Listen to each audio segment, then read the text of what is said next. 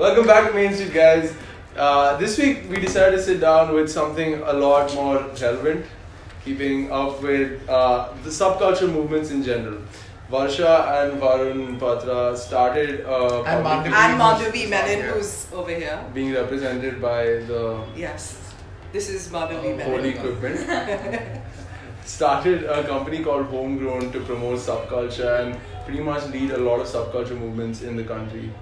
And they've been doing this for, if I'm not mistaken, about 4.5 years now. 4 years, yeah. 4 years now. And keeping with the street fashion sneaker movement, they're actually organizing a giant event which we're all extremely excited for, called Homegrown Street on the 18th of March. We're going to talk to them about Homegrown Street and everything around it. So, getting into it, Andrew, first just tell us a story about Homegrown and how it came about. Varsha?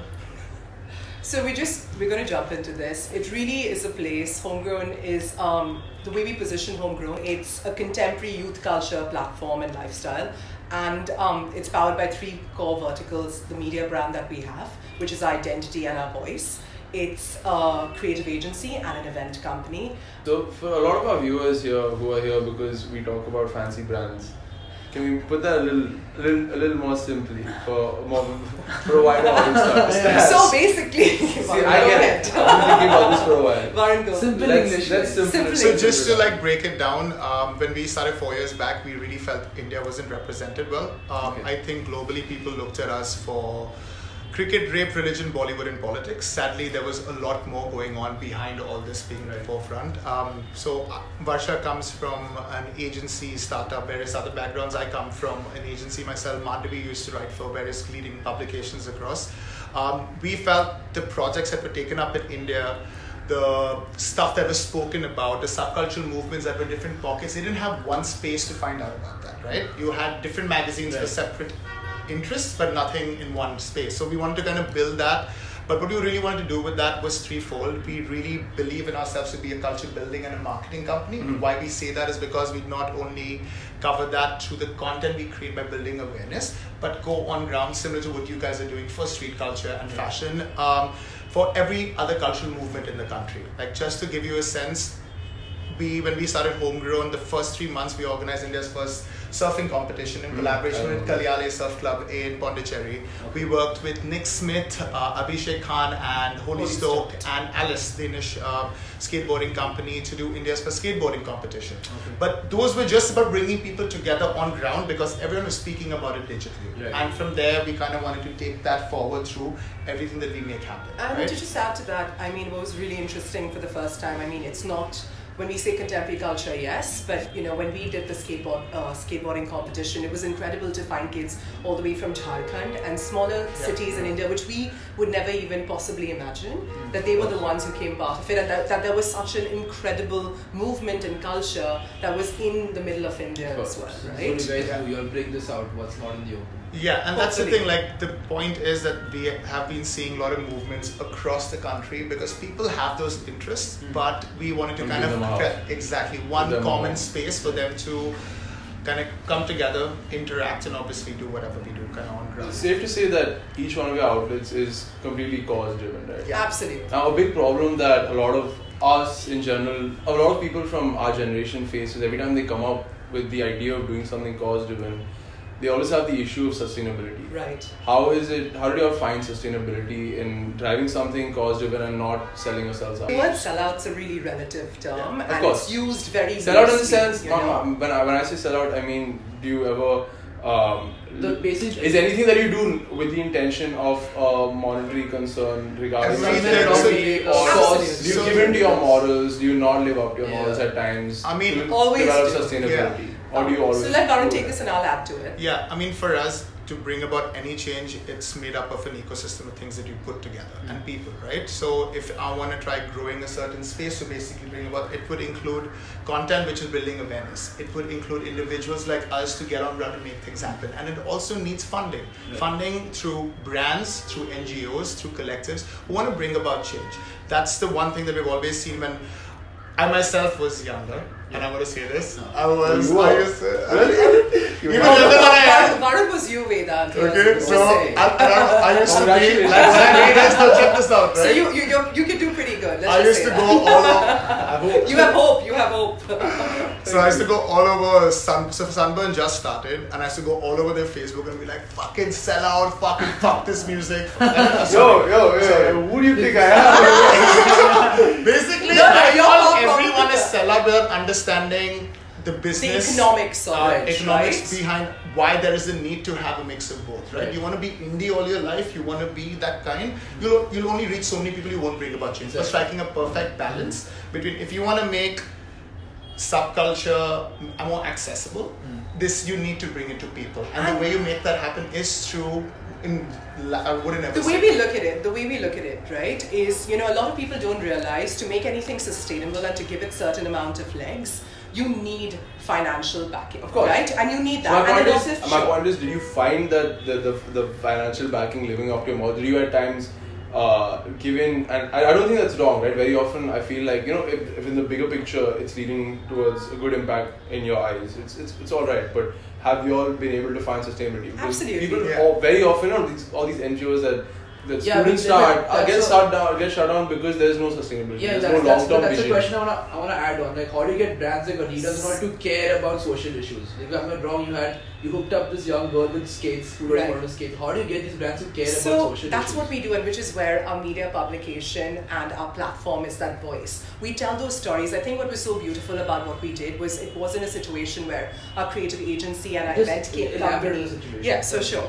Our creative agency and our event company came in later as a business model. It was something we started out with from the onset because we really believed that brands have the kind of financial backing, and Varun always says it's they can partner with you to really nurture subcultures and give you the kind of financial backing and really cultivate a culture, and they can help enable that. So that was very important and that to was us the from thing, the right? beginning. From like right? when I used to work in the reason I quit because my previous agencies, they were selling culture to brands, Okay. and we believe that I think there's a way for you to grow it rather than riding on it Right. and help make this change Yeah. happen, because you've seen that all Yeah. over the world. It was the only difference was here people they didn't have the right collaborators, and we wanted to be those collaborators to get them to understand what the culture is today, where you should invest, and what can be made from it, rather than a one-time activation to get a skateboarder just to come and do tricks, Like rather than lip long-term service, over 5 to right? 6 years. Yeah. How do you really grow Grow that the culture. And Absolutely. when we mean And you collaborators, need to call them, and you need Yeah. to look at them as true partnerships, right? That's Yeah. the way. If the minute you call them clients, the minute you call them, brands are coming on, Sponsors. And you're board, selling out and sponsors, doing that, and so it you're isn't that. selling out. The minute you start thinking, if that's your thinking, then there's never going to be a true partnership. Yeah. I mean, the reason we've been very blessed, and we really have been we're very lucky. We truly believe, and a lot of people have paved the way for us from when we started Homegrown, of course.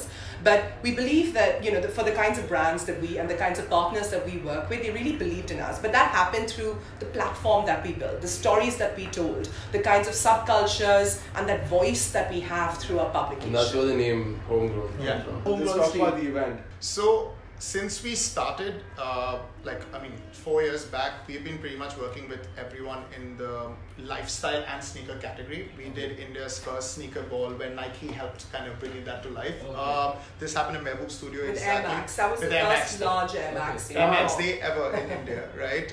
That's what we made happen. Then we had other brands like Puma that came to us with some really amazing concepts that we kind of helped executed and co-conceptualized. We work with Nike, Puma, Adidas, Budweiser, pretty much every brand who wanted to do something in the culture and lifestyle space in an experiential manner. If I'm not wrong, you guys also organized the first Yeezy drop in India? Yeah, that was us. That was the first That one. was We the first one. did that And we at worked our on, like- social. We worked with basically 5 or 6 artists to We recreate barely it. knew what Yeezys were back then. And now we're like, Surprisingly, they've not given us a pair yet. So Right? let's just Yeah. they're doing lifestyle, they're doing fashion. Right. What is the incentive to run their marketing campaign through someone who runs a social? so there's 3. cause? So No, no, we don't our do social social call. cause. No, I think you got that wrong. Hopefully, when we have the right partners, we kind of give the grassroots, like from the kind of stories that we tell, give the grassroots of, for example, the skate culture. You're seeing this with these amazing young kids who are Yeah, in, answered my in question. the south of We India. got They that they don't come from privileged backgrounds like us, and they're truly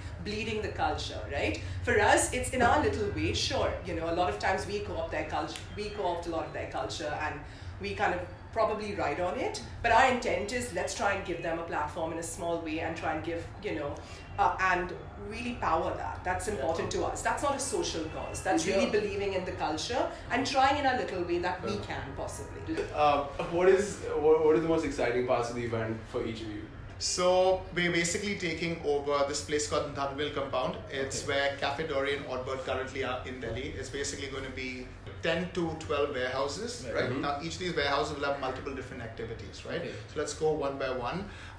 We are going to be we're bringing down like a lot of amazing global leaders in streetwear, fashion, sneakers, so really help build stuff ground up. And I think that was very important for us. So, for example, we have Hycenabiety coming down, right? We have the Soul DXP co-founders, and these guys have really been shaping culture in their own region. They've been shaping, and Hycenabiety has been part of this entire journey. And it's such an exciting place for us to be in, that the fact that they're coming down and seeing an expression of this expression of this culture in India.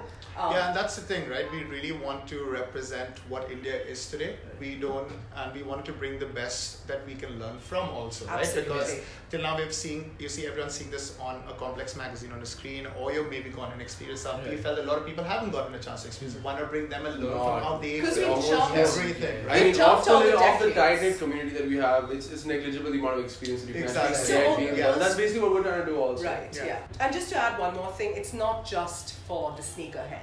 If you don't know anything about it, that's what we want to get introduced. That's what we're looking to do. Yes. A learning experience basically. So 14 hours, about 8 to 10 warehouses. What we're going to be doing is we're going to have multiple 12 o'clock to 12. Maybe we might extend it to 2 if you're lucky.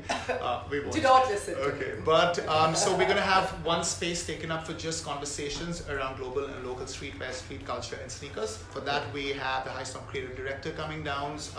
Head of editorial strategy.